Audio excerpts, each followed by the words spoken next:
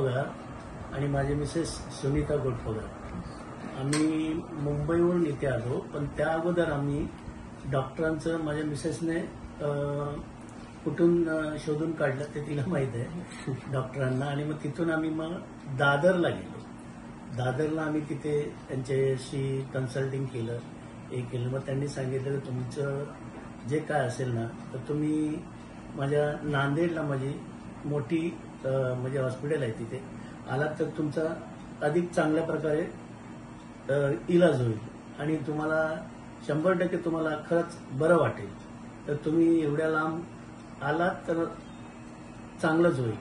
तर बघा तुमच्या दृष्टीने कसं आहे. मग मी आणि माझ्या मिसेसने निर्णय घेतला की हे रोजचं दुखणं किती दिवस आणि किती वर्ष आम्ही सहन करायचं.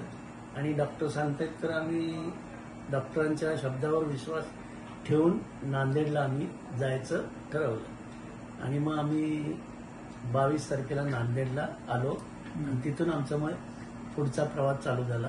इथे आल्यानंतर आपण ट्रीटमेंट काय आणि इथे आल्यानंतर माझ्या मिसेसची ट्रीटमेंट आहे. मिसेस सांगेल. नाही तुझी सांग.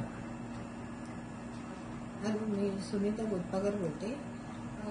मी यूट्यूबवर या डॉक्टरांविषयी मी ऐकलं आणि मला मणक्याचा त्रास होता. तो खूप म्हणजे खूपच होता. मला उठता पण येत नव्हतं, बसता पण येत नव्हतं, इतकं मला त्रास होता. तर मी त्यांचा मग ॲड्रेस शोधून काढला. मुंबईमध्ये परेलला त्यांचं एक क्लिनिक आहे. मग तिथे त्यांना मी त्या क्लिनिकमध्ये भेटली आणि मग त्यांनी सांगितल्याप्रमाणे औषधं घेतली मी. ते म्हणाले की तुम्ही जर नांदेडला आला तिथे माझं पंचकर्माचं सेंटर आहे तर तुम्ही तिथे या तर तुम्हाला बरं वाटेल. तर त्यांच्या बोलण्यावर विश्वास ठेवून आम्ही पंचकर्मामध्ये आलो आणि मी थेरपी घेतली. ते वमन, पिंडशोध, बस्ती, पत्रपोटली आणि लिश थेरपी या 5 थेरपी घेतल्या मी. तर मला इतकं हलकं वाटलं ना, बरं वाटलं. तर आता आम्ही इथे आलो. इथला स्टाफ इतका चांगला आहे की आम्हाला कोणतीही उणीव भासून दिली नाही त्यांनी.